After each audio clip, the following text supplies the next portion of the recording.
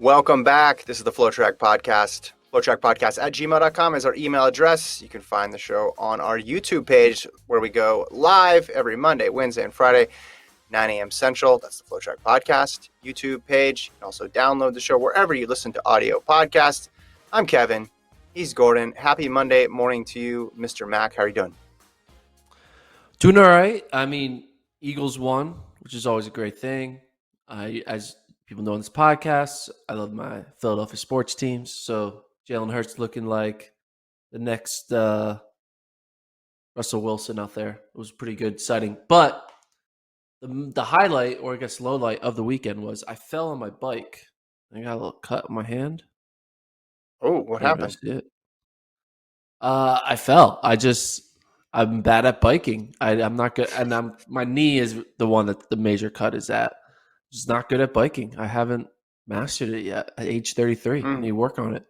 No, I was turning and thought I could make a sharp turn, couldn't, and fall over. So, how fast were you going? Was this a road bike or just a regular cruiser? It's a cruiser, and I was on a bike sidewalk type thing, like a path, and I just wasn't good at it. And no one was around, so no one saw the fall. But then, 2 minutes later, it was like a jogger who jogged by and was like, "Are you okay?" And I'm like, "Yeah, I'm okay." So it was a little embarrassing. That stings. That stings because they didn't need to say that. They knew you were okay because you had been riding for a while now, but they just wanted to turn the knife and let you know that they saw you. Yeah. What was the jogger your girlfriend? No, it was not. It was a stranger. Okay, that could have been a plot twist if it was. In which case, I apologize to the jogger for doing that because they actually were, in that case, expressing genuine concern.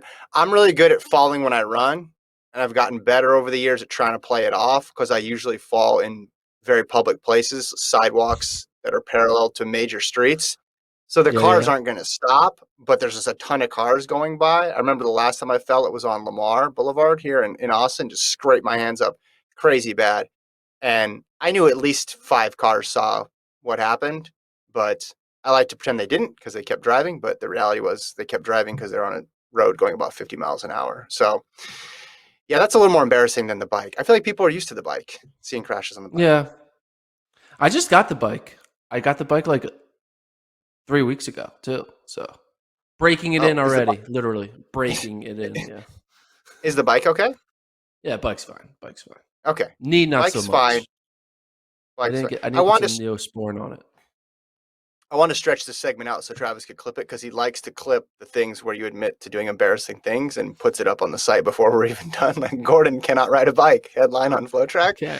It's just it's the small things in life that get me excited. I want to thank you for before we get into the show, turning me onto the show Clickbait on Netflix, of which I devoured all 8 episodes in an unhealthily short amount of time. A little disappointed in the finale. I won't spoil it here, but maybe we can do a spin-off pod where you recommend Netflix shows to me and I watch them way too quickly. Yeah. It's fair. It's like 13 Reasons Why, but like it's the mayor of Easttown / meets 13 Reasons Why. That's what I think. I think you told me about 13 Reasons Why too, which is what I did that one. That was a couple of years ago now though, which again, I don't think it was like none of these shows were like great television, but they're perfectly made for Netflix. They're perfectly made for binging because they do these twists in the last 2 minutes. And then before you know it, that bar moves so fast now, by the way, on next episode.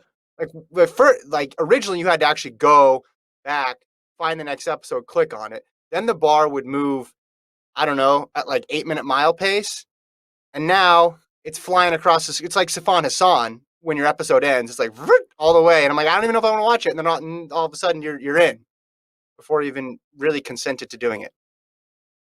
I like that tie in the track. The speed of next episode bar is basically a Sifan Hassan, where it used to be, you and your local 800 trying to break 230.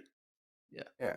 Or maybe it was like the 400 hurdles a few years ago, and now it's the 400 hurdles today. Speaking of 400 hurdles, at the Continental Tour in Berlin, Gordon, we got to see Warholm, one last time for the season. What we believe to be the last time. We always have to say that because you never know. There could be late appearances here and there. But for the 400 hurdles, this looks to be it. I know he's run the national championships for a while. And 48.08. And I was curious. I watched this race. I was more curious to find this race and watch it than if he ran 47.08 because it's been a while since Warholm in a final has run 48 seconds. And I wanted to know, hey, how did this race actually transpire? How did he get to 48.08? Did he wait 1 second in the blocks to let everybody go first and then take off? Did he run 9 hurdles and then start skipping across the line? Did he do his typical Viking scream as he walked across the line? And it turns out he did none of that. He paced this out evenly. He ran this in a way that provided minimal embarrassment to his competition while also running, I would say, in second gear for him. He went out kind of quick, but then you could tell by the 200-meter mark that he was chilling out there and ends with a 48 low here, which you look at his post-Olympic performances of 47.3 and a 48.08. This is easy for him. This is way, way too easy for Carson Warholm right now. Yeah, at this pace, if he runs a few more races, eventually you and I would be able to compete with him because look at that. It goes 47.3, 48.0. He's probably going to run a 48 high next, and all of a sudden he's running 49s and 50s. Before we know it, he's going to be going up against Sidney McLaughlin and Dalil Muhammad. Like a mixed gender 4x400 meter hurdle relay or something. I don't know. I know we're recording this on NFL Overreaction Monday, but I'll just throw this to you. This trend, should we be worried about Carson Warholm? Go. We should be worried. Yeah, maybe. No, we should not be worried. I used to kind of be worried about Carson Warholm because you bring up the stat that he tweeted out. This is his third straight season of being undefeated. And when you have such a long win streak, the pressure builds, and eventually you think it's going to crack. Like you don't win forever. Like eventually it ends. The odds of him never losing a 400-meter hurdle race for the rest of his life is very rare. I mean, he could pull it off by being like, all right, I'm never doing it again and just do a different event for the rest of his career, which would be kind of bold. Be like, hey, that was perfect. But that's the only worry I have for something like Carson Warholm in the next few global cycles, not cycles, but global championships, is the pressure of never losing. Right?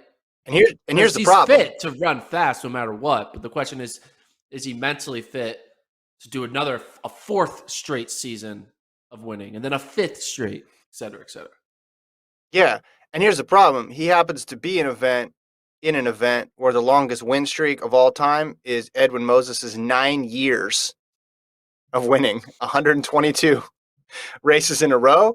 So the cost benefit analysis here is pretty skewed in one sense, because if you're going to commit to trying to go undefeated, he's got to plan on doing this for 6 more years to get near Moses versus, I don't know, maybe he just prioritizes world records and racking up Diamond League wins. But do you think that's one of those marks that, do you see, I know unbeatable records are always a fraught discussion because nothing's unbeatable, but I mean, Moses, 9 years, 9 months, and 9 days, 122 races, including 107 finals. I'm reading from the Team USA bio here. Do you see anyone racking up in a track event a 9-year win streak? Well, it depends. I mean, I wasn't around following Edwin Moses, but like, how many of those wins were legit wins? Like, and how many were like something like Carson Warholm doing this, where you are clearly better than the rest of the field. So no matter what, you're going to win. So you're able to cruise. And like, if Carson Warholm wanted to, he could probably put on 20 more 400-meter hurdles and like throughout a season. Yeah. And just like, but if you're and run 49 seconds, get the win, move on. That's the question. Is like, a lot of these athletes now, they're running fewer times to against elite competition as opposed to more times against subpar competition.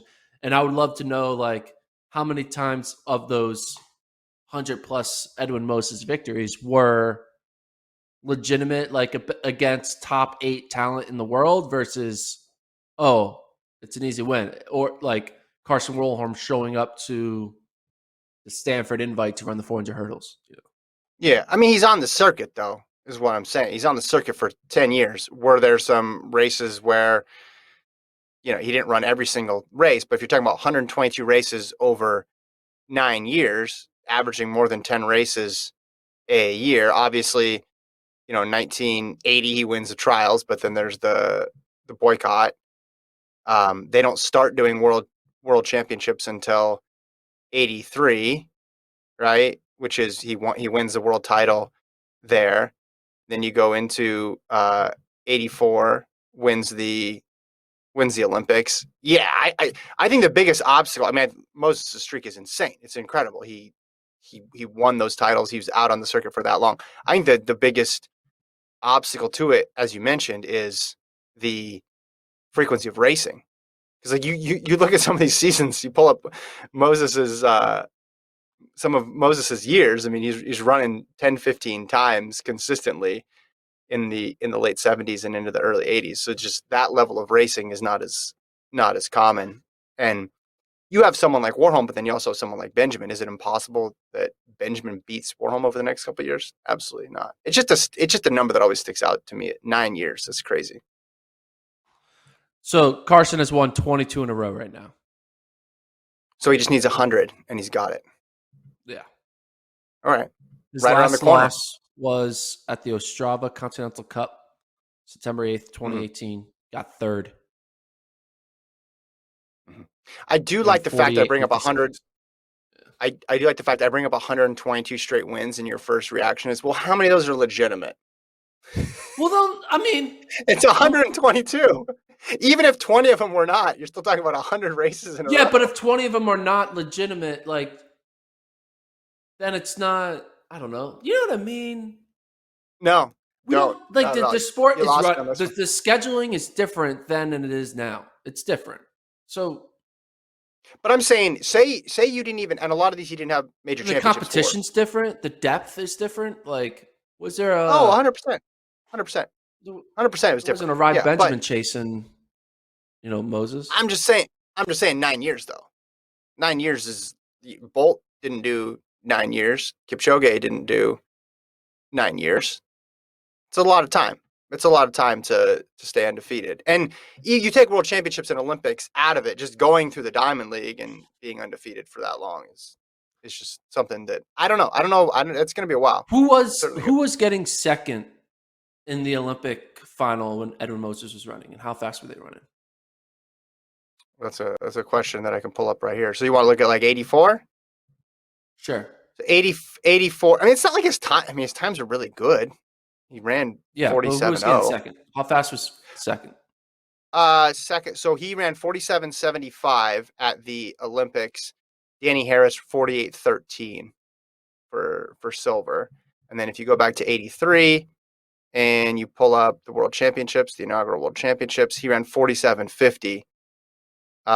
Harold Schmid ran 48.61. So he's ahead of his time. He's winning these races by solid margins.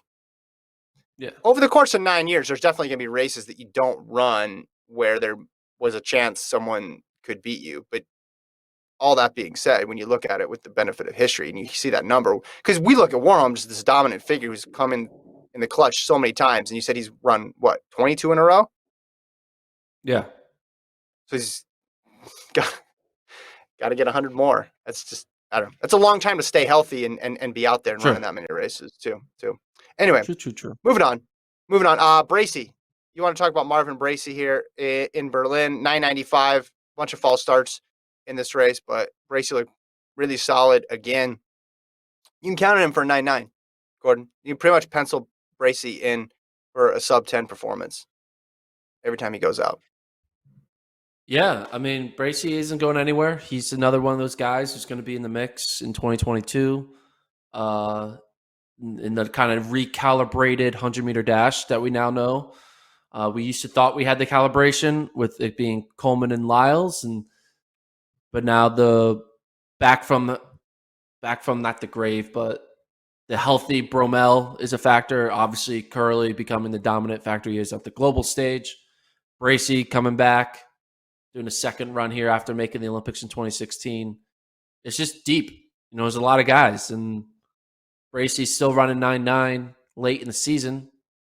He could have made that Olympic team, man. He was a 9.8 guy, and he had an injury, and he wasn't able to put together the trials, but he has the ability and the talent to make a global team. So he could be a guy who upsets a Bromell, who upsets a Curley, or upsets a Baker in the trials. I know everyone's like, oh, shoot. All right.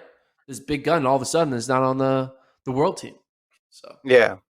I remember he ran the pre-trials in Miramar. He ran the 985, so then got on the radar, and then he runs the 10 flat in the opening heat, and it looked like it was trending that way, but picks up the unfortunate injury. Yeah, throw him in there. Only 27 still. There's still time. He had all those years off too, so you'd think his career would go on a little bit longer. Just a tough time to run the 100. Tough time to run the 100 in the United States right now. Yeah, so that's his 1, 2, 3, 4, 5, 6 sub 10 of the year. And a bunch of those sub 10s were into headwinds too. 3 of the 6, half of them were into headwinds.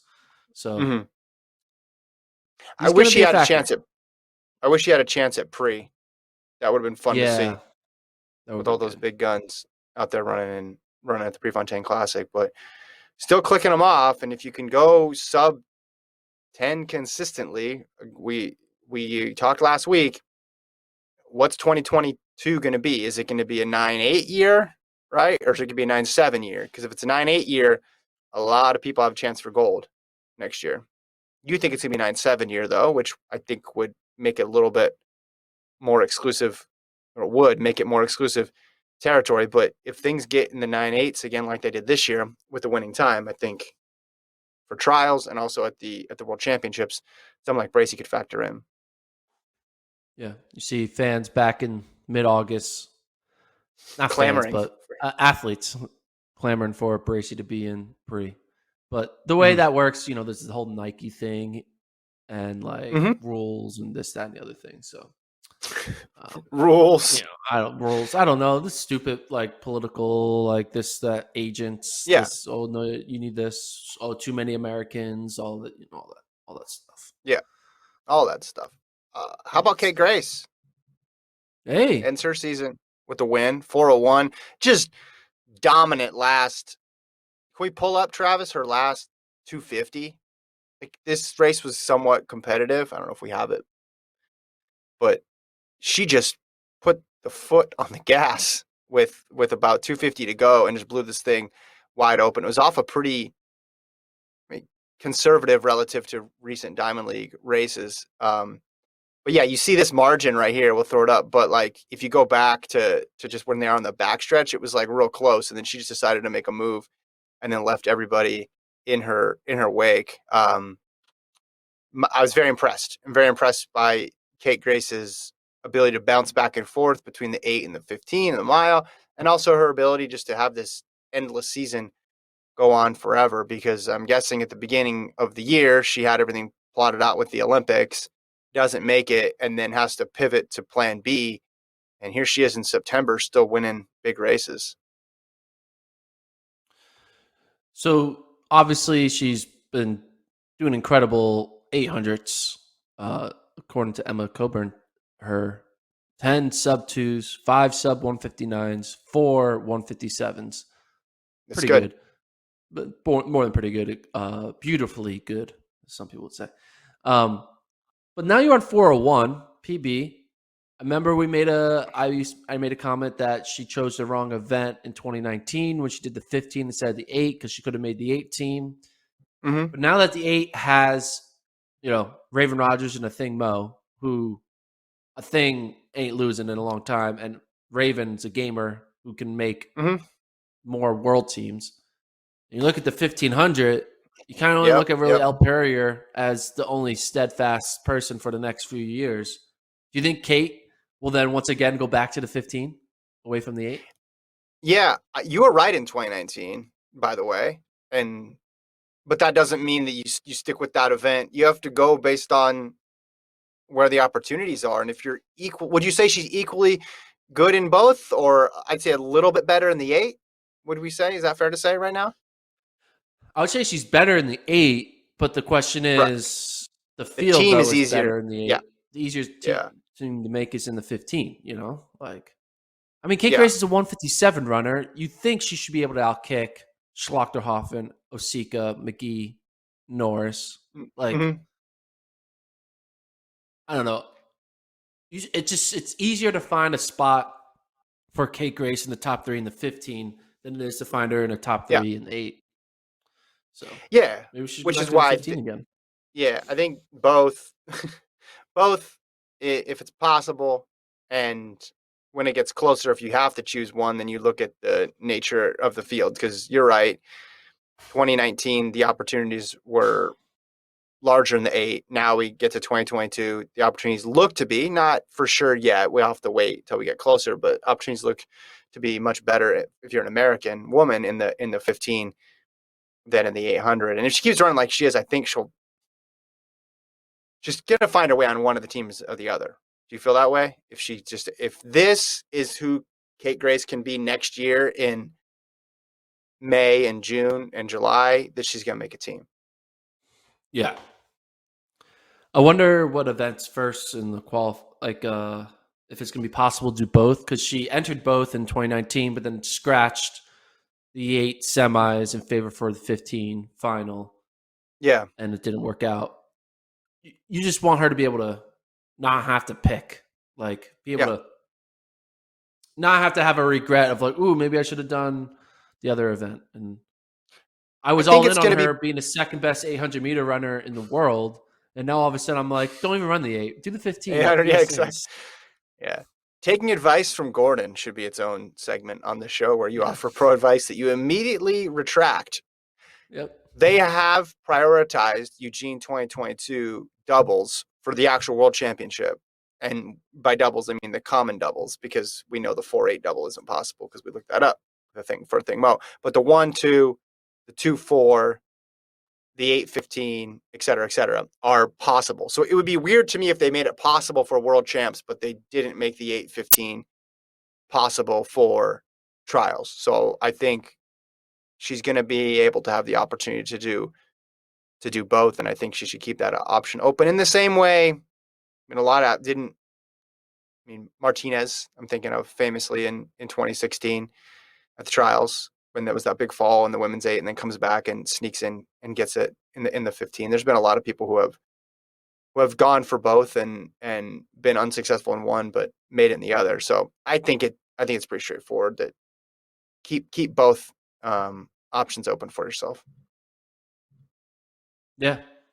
So what else happened this weekend, man? Well, we can say in Berlin real quick. Devin Allen won again. We could pull up his season. I feel like we just keep adding on to, and then he ran another 13-0, and then he ran another 13-0. And this time it was a 13-1, but a good win here over Ronald Levy of Jamaica. Allen's in this nice little sweet spot here where he's running 13-0 to 13-1 low just over and over again. I'm no doubt he was buoyed by Oregon's win over Ohio State the day before. He put the O up at the start line there. But Allen, when he's at his best, really takes advantage of the distance from the last hurdle to the finish line. And like he has that nice little burst coming off that final hurdle, and he's able to eke out some of these wins. And I think that in combination with just how technically sound and strong he's been over the hurdles themselves have been a real difference maker. I think if you reran the Olympics now, I think he'd be a pick, obviously, to get into the medals now that we've seen just how consistent he can be. Yeah, he's quoted from the mix zone in Berlin. It felt good, not quite good as my race a few days ago, but still a fast time and great feel to beat Levy. the bronze medalists. It's always good to compete well against a good field. That's a very good, like, media trained answer. Very like vanilla, generic, just happy to be here so I don't get fined type answer. Oregon taught him well how to give Yeah. good quote speak. Yeah. You brought up the fact that US could have 3 sub 13 guys next year. And I'm looking at, Allen's top 10 hurdle marks. 1303 from 2016. Then his next couple are from 2021, the 1306 and the 1308. It's on one hand, you're like thinking ceiling. Okay, has he already hit his ceiling? And he'll bang up against the 1303 a bunch of times, but he won't be able to do it. Versus the breakthrough. And if you run consistently at a 13.0 clip or 13.1 clip, eventually you're going to have that one big breakthrough race. What do you think it is for Allen? Like, was 13.03 the breakthrough, and then these times are just filling in the gaps there? Or do you think he's going to keep pushing on this barrier, and he'll get the right race in the right conditions and get sub 13 in his career? Travis, could you go on his profile to his progression by year? Yeah. I just want to check out his 110 progression. So I think his 16 and 17, and you can argue his 14 for that matter, but his 16, 17, I felt like were very consistent. I think he was kind of a little banged up in 19. And I honestly think his norm is 13-10, 13-0. And I think that the fact that he got slower in 18, 19, 20, 20 you can obviously throw out completely. But I think that was just a fact of injuries and not having a full season from start, middle, and end. Because in order to run 13-0, same thing in any sprint event, you just need to have a really good season, start, middle, and end to like hit your true potential in any short sprint. You can't just kind of you can't miss 2 months of training and then show up and run 9.8. Like, that just doesn't happen. So I think 13-0 is what he's always been based on his 2016 and his 2021. So I do think he's going to run 12.9 before he's done. So next 2 years, probably the end of his prime. He's got 2 more years to do it, and I think it's going to happen. All right. We should mention another highlight from Berlin. Valerie Allman breaks the American record in the discus, continuing this run of American success in the women's throws. We saw it at the Diamond League final last week as well, but Allman goes 71-16 for a massive, massive victory, and she cracks into the 71-meter mark, Gordon. Yeah. She's good. Like you said, the women throwing in the U.S. from the shot all the way up to the hammer has been basically shot, discus, and hammer has been incredible. Kara Winger was pretty good in the javelin. She's kind of on the end of her career, but right now you have a woman in each event who can break an American record any given moment, and that's pretty incredible. So Allman doing it late in the season here in Berlin. Look at that little rockets going off when they throw the discus. It's like I don't think setting off a bomb or something when the discus lands. That's pretty. I don't think that worker was prepared. Did you see that? The worker who's going to run out gets kind of spooked here. You can't see it on that one because the rocket. You got to look for a lot of things if you're judging the discus, right? You got to be worried about the discus, and then they spring this rocket pyrotechnic shooting up from the ground at you. I think that was a little too much there. They got spooked, but yeah, back to Allman, 71-16. Yeah, you throw in what the U.S. has been doing in the shot. Obviously, the hammer, how they had a chance for multiple medals at the Olympics, didn't have a good day and didn't get any, but that doesn't change the fact of how solid they are. Had an American record this summer in the women's jav as well too. So you got some interesting storylines to follow next year for the U.S. and women in the throws. But 71-16, what her previous best was right at 70 meters, 70-15, and she threw a 70-01 this year. But this is only her third time over 70 meters. So Valerie Allman improves that American record out past 71 meters. And if you throw up her Instagram one more time, Travis, put up on the screen. Throwing it You up. gotta love her hashtags that she decides to use, Oh especially the yeah, we talked hashtag about this before. sports. Yeah, I love it. I love it. It's good. Well, Hashtag sports. you're big into tagging correctly, whether or not this is podcast or articles on the site. So you should appreciate that she tags things Yeah. correctly. That's good. Hashtag power. Fitness. Yeah. I mean, you got a very broad one in sports, and then you have a very narrow one in throws by freaking Scion, a reference to her coach, which is good. In world lead, Yeah. carrier record, she's covering it all. Sound mind, sound body, gets her sponsor in there as well, too. Dream team, maybe you search the dream team tag, you see the 92 men's basketball team in Barcelona, but you also see Valerie Allman and Zeb Scion. You see both right there, all for one price of the hashtag. It's good. All right. Great North Run. Let's talk Great North Run. Let's go to the roads here for a moment, Gordon. This was live on Flow Track. You can see the archive of the race. Helen O'Beary wins the women's title. On the men's side of things, it was Mark Scott outlasting Edward Cheserek with Galen Rupp in third.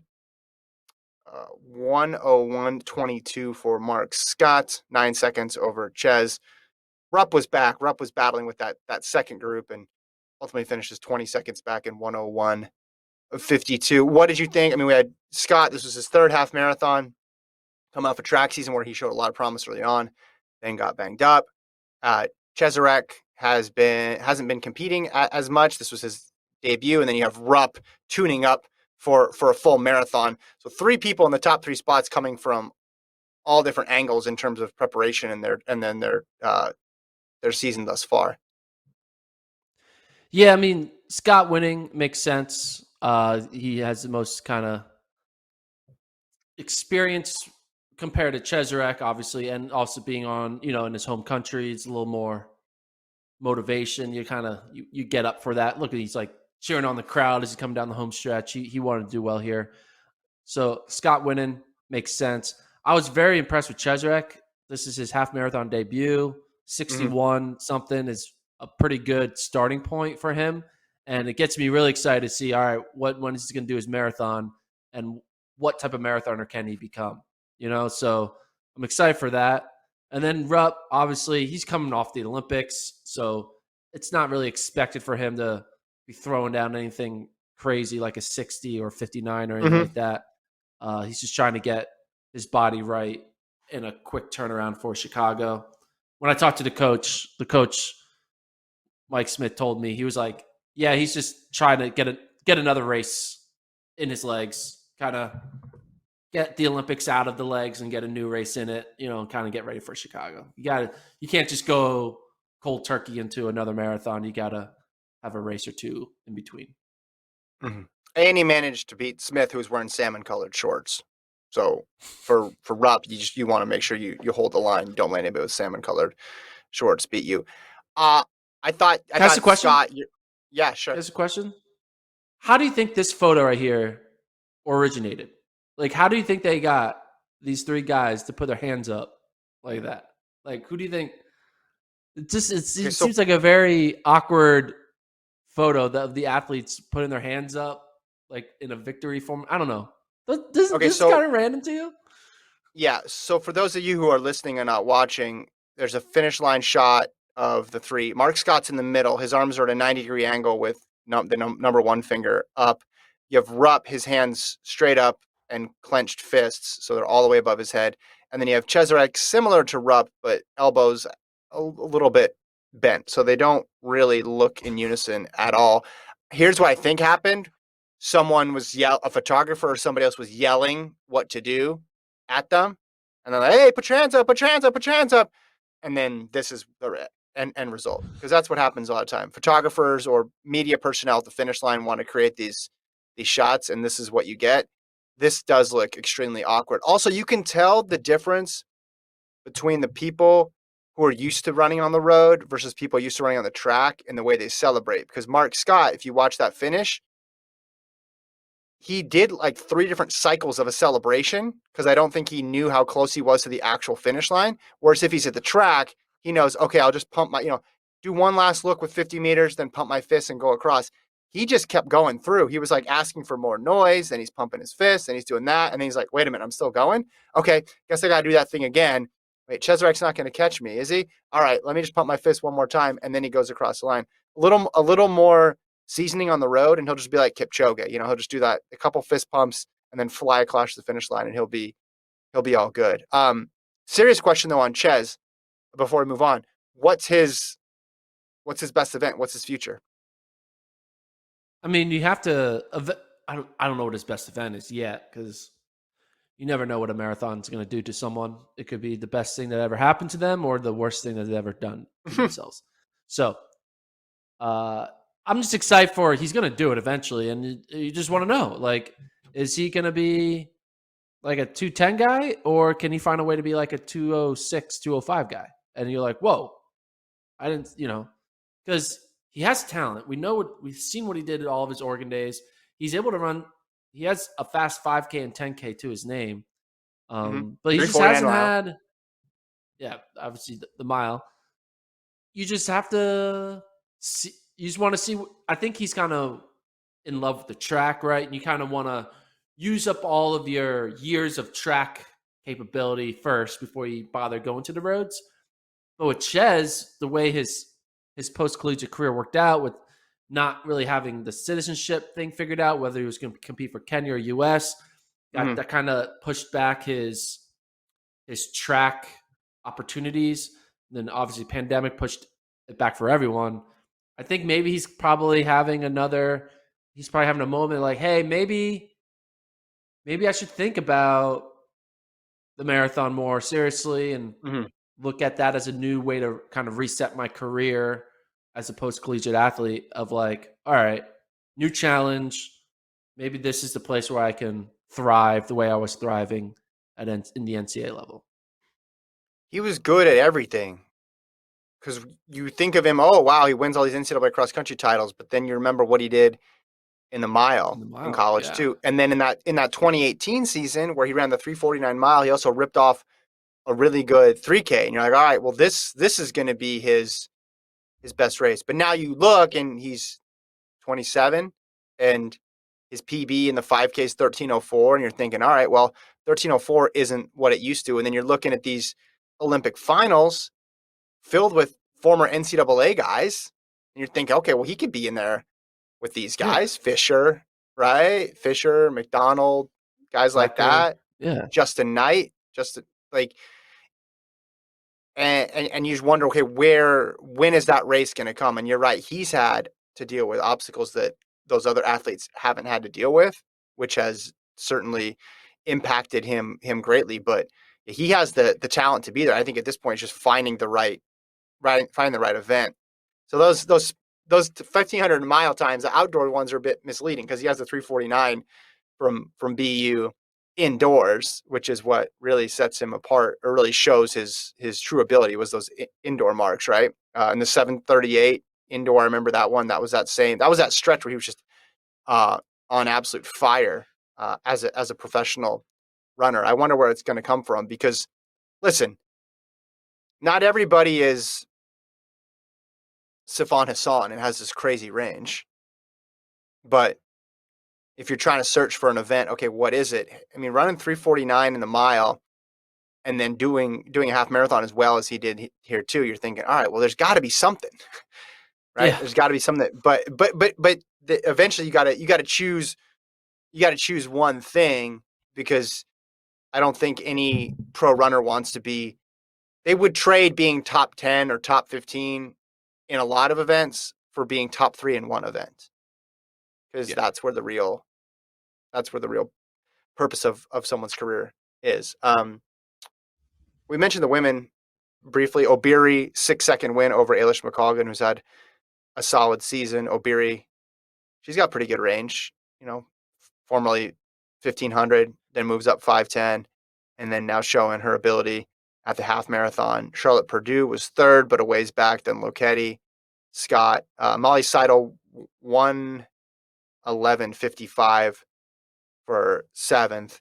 I look at her run and I look at Rupp's run pretty similarly in that it's a half marathon in training for a full marathon.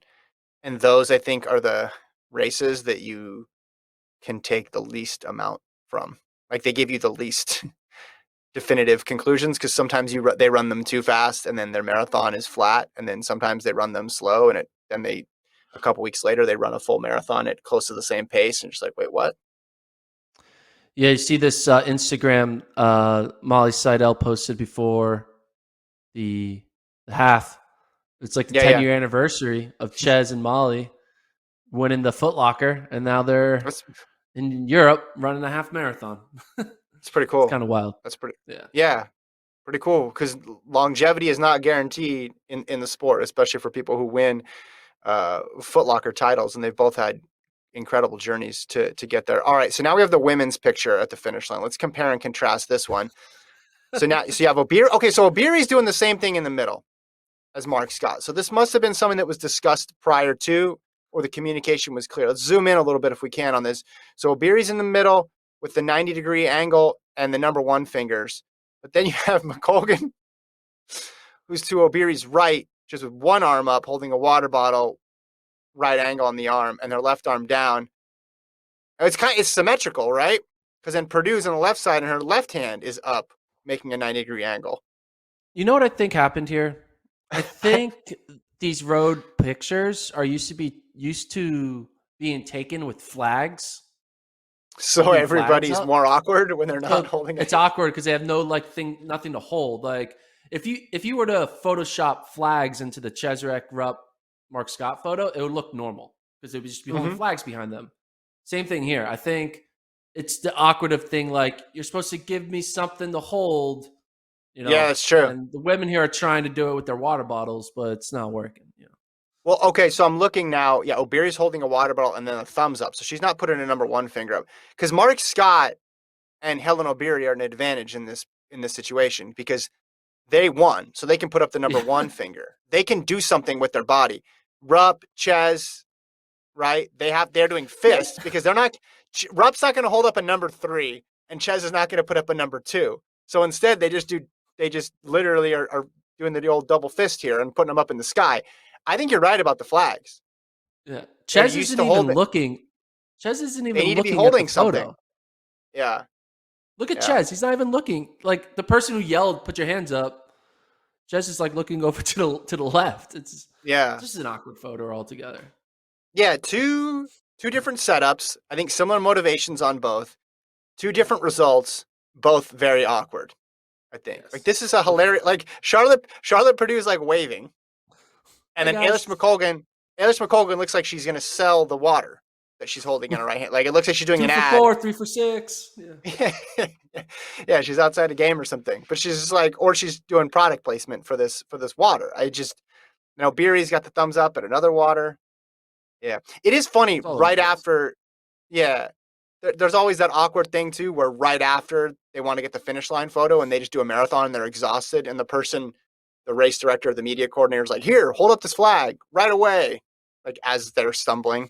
But this was not much better. I love it. Okay. Let's go to what's next, Gordon. Controversy. Oh, let's talk about the controversy. This is my favorite story of the weekend. This made headlines in mainstream press. AP, Reuters, both wrote about it. At the Vienna Marathon, Darara Harissa, Ethiopian runner, won the Vienna City Marathon, but afterwards, Gordon was disqualified when they realized that his soles were too thick. Remember, they instituted the stack height limits in previous years as part of the super shoot era, 40 millimeters. Well, his were too big. So he won the race in 2:09:22, and it says 45 minutes later, according to the Reuters article, they had to disqualify him. So a couple different thoughts and theories on this, and I want to get your opinion. So according to the Reuters article, the coordinator, Hans Longer, says, we stress in the technical meeting the rules about the shoes. Unfortunately, we had no other choice in disqualifying the athlete. It's the first time something like this happened. I'm pretty sure that from now on, there will be some form of checks to avoid something like this to happen again in a major race, which surprised me because I thought, hey, aren't they already checking these things? But I guess their whole approach is you go to the technical meeting, you show them your shoes, and they're like, okay, those are cool, but they're not checking the morning of the race. They're just going to DQ you after the fact once they look at your shoes, which was surprising to me. And everyone's like, oh, it's so hard. You can't check everybody's shoes. Well, no, you don't need to check the shoes of the people running 3 hours. You check the elite field. And they do this in high school track meets in the US, and I'm sure worldwide all the time with the length of the spikes. Someone can be there checking the shoes and making sure they conform. So this leaves me with 3 theories here, Gordon. One, he just forgot, right? Because Adidas makes a trainer. I think Nike makes a trainer too that's above the allowable limit. And then there's the racer that's under the allowable limit. One, he forgot, right? Had the 2 pairs of shoes, just put them on. 2, he didn't forget and was always planning on wearing them. And then the shoes that he brought to the technical meeting were different. Or 3, this was intentional to get us to show this pair of Adidas shoes and for media to talk about this pair of Adidas shoes. What do you think it is? Well, first of all, we got to throw out number 3. It is not a viral marketing scheme because I'm telling you, Adidas is not thinking about the Vienna City Marathon 209 runner as their catalyst for promoting their future products. You don't think it's going to convince people in an era of 159? Like, ooh, look at this super shoe. The guy ran 209. You don't think that's persuasive? So it's not. So I think he was trying to cheat. I don't think he's cheating because I don't put the super shoe stuff, all that. But I think he was trying to break the rules. I think he's like, oh, show them that. All right, they're the same color. They're not going to double check. I'm good. I'm going to run home, take the shoes off, switch them out. I'll be good. I don't think it. You know if you're wearing 2 different types of shoes. I know if I'm wearing one pair versus the other. You're not going to mix them up. You know that they're different for a reason. So I think it was a malicious intent. But it's crazy the hoops and ladders you go through just to run a 209 marathon, right? You know, I mean, it worked. He won. He could have got prize money for the win, but he's not doing that. I'm sure he regrets it. And I bet you he probably would have still won if he wore the other damn shoes. I think. Yeah, there's not much of a talent. Yeah, there's not much difference. He's like, come on, man. 39 to 42 or whatever these ended up being. And I mean, 39 millimeters to 42 millimeters. Is it? Yeah. So he was, I looked him up, PB 208. So again, putting on the taller shoes and running slower, I don't think is the viral marketing campaign that they were going for. Again, but it gets people talking. But I would have done it if I was going for a stunt here. I would have done it with somebody who could smash a record. My other thoughts: 1, that's a really long way to run to get DQ'd and to have no prize money. 2, if the protocol is like this on every major marathon, I'm glad something like this happened at a lower stakes race, because if this happened at a major with nobody checking, if we're going to, take the race director's word here, and he's like, I guess we're actually have to start checking shoes. Yeah, you should. That's something you should do. You should definitely check the equipment before they start competing, because if this happened in a race where a whole bunch more money was at stake, and instead of having a 208 or 209 person running, you had a bunch of 202s, 203s, and you had to DQ someone after the fact, that would be much more unfortunate. You can avoid all this. Just have them, when they do the gear check, check their shoes and have your little measuring tape. Well, the thing is, though, you don't want to do it in the beginning of the race because it's like they're all getting ready. You have to find a way to watermark the shoe the day before, being like, okay, we approved this shoe, and we need to have a way to know that you're using the shoe on the starting line. So you could put a little zip tie that is unique, that can't be duplicated to other shoes, or a stamp. I think a stamp would be cool. You have a Boston Marathon logo stamp that there's only one stamp in the entire world, and it's the one person at the clerking table. They stamp the white part, and they know this stamp can't be duplicated. Okay, I like it, and that's cool. and that's commemorative, and you've just managed to monetize it too because you can sell the stamp. I like that. It's good Yeah. entrepreneurial spirit. But also, you could have the clerk sit there because you know how these marathons go. They wait around for a long time, and they'd show up in their uniform, and you'd be like, measure the shoes, and if your shoes aren't legal, get out of here. And if they are, go start the race. And you can go line up in the corral and stand there for 20 minutes. Or maybe if you forgot them and you accidentally brought the 60 millimeter jumbo ones and you're out there, in heels, then you run to your coach and get the other ones and bring them. This, of all the debate and drama and controversy around shoes, this seemed like the easiest thing to fix. It's like if you've made a rule, you can fix it. Track and field, they love rules. They figure out how to DQ 10 high school kids a year from state championships because of jewelry or mismatched uniforms. They can figure this out. Yeah. I do think he thought that, oh, it's just like they're not going to check. It's a threat that they're not going to actually follow up on. And he's like, oh Mm-hmm. shit, they're actually checking. And he's like, dang it, I thought I could get away with it. Because if he probably would have finished 10th, no one would have said anything too. Because I'm sure they only checked the shoes of the people they were giving prize money to. Because that's like a financial Yeah. reason. Who Okay. cares if you got 10th or not? And he kind of got caught with his shoes on. He got caught with his shoes on. That folks is a Gordon special Is there. that a t-shirt? Is that a t-shirt line? I got caught with my Yeah. shoes on. Get Lincoln to start doing the merch. All right, we got two. Well, I'll just Fifth Ave, Gemma Riki, Jake Whiteman win. So good weekend for Team GB, by the way, with Riki, Whiteman, and Mark Scott. US 10 Oh, mile now. I have a galaxy brain theory on the Fifth Avenue Mile. You ready? Okay, It wasn't my idea. This idea was given to me by someone I know. I'm not sure if this you're gonna person give. wants me to give them credit for it, so I'm just going to say it and let it be out there in the universe. So this race was the same weekend as another road race that Jenny Simpson ran in, where she got second at the 10 miler in Washington, Yeah, D.C. yeah. So great race for Jenny, second place. It Mm-hmm. was probably a race that she probably could have won. The person she lost to doesn't have the same type of resume as Jenny Simpson. But Jenny had won how many straight of these meets, Oh, these it runs? it's ridiculous. Yeah, it's a long It's like a list. perfect streak. Yeah, But clearly she was yeah, able to run that weekend. yeah. Do you think she didn't run at Fifth Ave because she wanted to protect her streak and let the beginning, middle, and end just be perfection and not end with like, oh, the last one, it was a sixth place finish? Like, do you think she purposely didn't I run to protect her Fifth Avenue legacy? No, I think she wanted to run. I think this is the sign. This is the clear. We're seeing a transition. I think in her career to longer distances. I don't know if it's going to go all the way to the road, but I think this is her making a choice between the two races, and this is where she's at in her career. I think it's got to keep that. You don't want the blemish. It's like Elway, go out on top with the Super Bowl Oh, and I then don't come blame her for back doing that. Yeah, yeah, I don't and blame her finish for doing 500. that. Yeah. Yeah, okay.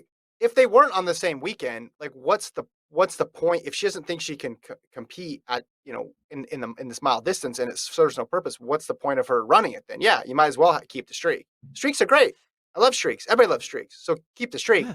But it's like eventually, so I don't know. Say someone had a consecutive years winning the 1500 or something at USA's or 800 or something, but it's clear that that's not their distance anymore. I mean, there's eventually going to be a championship where they move up, and I think that's where, or move to a different event. I think that's where she's at in her career. But like, what would doing a road mile at this point in her season? What purpose would that serve? In previous years, it made a bunch of sense because she'd been running really fast in the mile and 1500 all summer. So go back, do one more, and end with a victory.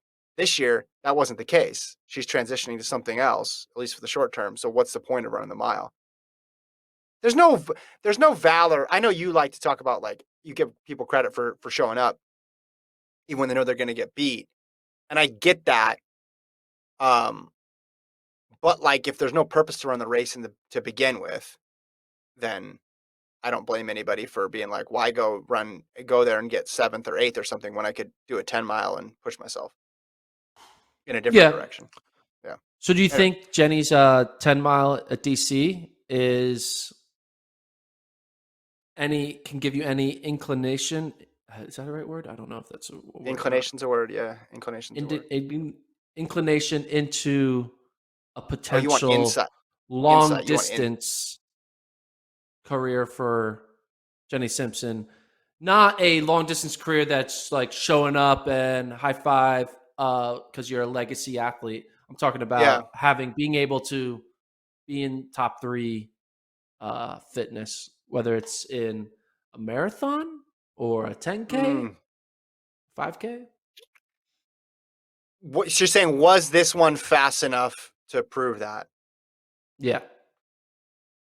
Maybe I not think fast it enough, but was. like solid enough. I think it was solid. I think we need more. I think we need to see more. And I don't know how long she's been gearing towards the longer stuff. I remember when I interviewed her at the beginning, April maybe, she took pride in not like sticking with her event and not being basically run out of the event. She switched once from the steeple to the 15, but then made all those 1,500-meter teams. So I think she's acutely aware of, hey, the goal here is to make teams and optimize the ability I have left. Is that in the 5 and 10? Are you thinking something longer? Or are you talking like 5 and 10? I don't know, 5'10". It Is she seems gonna really like try to hard. go like the Molly Huddle route and start hitting up all those USATF 15K, 20K, 12.892K, 12K of minus a third? Yeah, yeah, yeah. They have so many road Uh, race distances. It's square ridiculous. the square root K. That I could There's a see. 7K. That I know there's a 7K, which is ridiculous. I'm like, what are we doing here? Why do we have a 7K? Yeah, that I could see. Well, it's somebody's best distance, so you just don't know who that person is until they run it. At this point in her career, it seems tough to go with how long and how well she's run the 1500. It just seems real tough to be able to jump all the way up to the marathon at this point in her career. But those road race distances that you mentioned, and then maybe 5 and 10 on the track, I could see her making a go at that in 2022 for sure. I think it would be most exciting to see Jenny run a 10K. I think that would be the thing that I'll get most excited because we've seen her in the 5. We know what she can do. We know she can Yeah. be in the 15 flat, maybe at her best 1450 range. But like 10K is like that race where it's like, ooh, what happens when you take her Mm-hmm. raw talent and her incredible years of success and throw it all into a 10K? Yeah. Well, you look at the fives. I mean, 2020 she ran one. It was indoors. 19 mostly indoors. Her last, what I would say, serious sort of in the prime of a season and a fast opportunity was 2013 when she ran 1456. So was that the best chance for her to run a fast 5K? Maybe you could say because she's so much younger, but also in many ways she got better since that time too. But I agree, 10K is enough of a jump up to where we could see her thrive, and I think it looks like she's kind of trending in that direction. Let's have you lead the way on these previews. We have Zagreb and Bellinzona coming up here on the Continental Tour. What are you looking for? So for clipping purposes, we're going to do a mega preview. This is the mega Zagreb Bellinzona preview, both live on FlowTrack on the 14th. So it's on Tuesday. So by the time you see this, hopefully it's not Tuesday yet. Hopefully it's Tuesday morning or Monday night. I don't know. Or now, because you're watching this live now. But Zagreb, we got Jackson versus Mboma. Once again, Mboma has gotten the best of Jackson twice now in the 200. So this is the trilogy. Can Mm-hmm. Jackson get Mboma? Can we see another fast time? They've been running the 21.8s, 21.7s. Can we see another repeat of that? Or can we see something even better? I don't know. They're running out of races to go fast. So maybe they put all their eggs in this one final 200-meter basket. That's going to be an Mm-hmm. exciting matchup to watch live on Flow. 100th, though, on the men's side, it's also going to be pretty juicy at Zagreb. You got Baker, you got Bromell, you got Bracey, you got the Triple Bs going at it. One of these guys isn't making the 2022 World Team. Will this be a way for us to decide who that's going to be? Is a third place finisher in the Baker, Bromell, Bracey matchup going to be the person who finishes fourth at the 2022 championships? Because we know Curly's going, right? We know Christian Coleman's going. There's only 2 spots left. So wow, you're making the team right now. I'm making the team right now. In September of 2021. Wow. You better not get third in this race, boys. It's a triple B matchup for yes. Then moving over to Bellinzona, which is in Switzerland, we have another 100. We got Curly, DeGrasse, Gatlin. I kind of like it. We got splitting up the hundreds. You have a good 100 in Zagreb and you have a good 100 in Bellinzona. First of all, before I keep on going on this Bellinzona preview, I never heard of the city Bellinzona, but it has a great name. Bellinzona, love it. Great city name. Top 10 in my opinion, especially in Europe. Anyway, Curly, DeGrasse, Gatlin. Here we go. I know we already did this. We did it already. Who's the best sprinter between Curly, DeGrasse, and Bednarik? Bednarik chose not to show up. So now here we go. Curly, DeGrasse for all the marbles. This is the tiebreaker. Whoever wins this is the best sprinter in 2021. Gatlin has said that this is his last race. However, he's also in the Nairobi 100 next on Saturday. So this may not be his last race, but it also might be his last race. So because we don't know, you should watch it to find out because you don't want to miss it. You know, you want to watch it or you don't want to think that he's going to run again and then miss it. So Gatlin's final 100, you got to watch it live on Flow. Again, both of these meets live on Flow on Tuesday. And then Shelly Ann Fraser-Price. She's going to be there. She skipped the Diamond League. She skipped the Diamond League for the Bellinzona meet. You know what that means? She likes the name of the city too. 1, she likes the name of the city. But 2, she wants to run fast one last time. We're talking 10.6s, baby. We're talking 10.6s. We're going to see it from Shelly Ann Fraser-Price. She wants to be able to have the last, headline, right? She let Elaine Thompson have the headlines at the Olympics, had the headline against Sha'Carri, had the headline at Diamond League, but then maybe the last great Jamaican 100 that we see is going to be headlined by Shelly Ann. So she's timing it perfectly. She's like, ooh, you're going to zig? I'm zagging to Bellinzona. Shelly Ann Fraser-Price. So watch both of these live on FlowTrack, September 14th. If it's not September 14th anymore and you're watching this video on YouTube and it's September 15th, go back and watch the replay. Just watch the replay. The archives are also on FlowTrack, and we also throw them up on our YouTube channel sometimes. So get all the content. That is the Mega Zagreb Bellinzona preview. That was good. Well done. That good? I think you covered it all. I can't top it. That was strong. Yeah, you basically said if you want to win any medal again in your career, you need to win in these 2 meets. Yes. No pressure. That's how it works. If you want to make a single dollar again in track and field, you have to perform on September 14th. All right. I guess we'll leave it there then. You covered it. Remember the 14th of September. That's what they say. Is that a thing?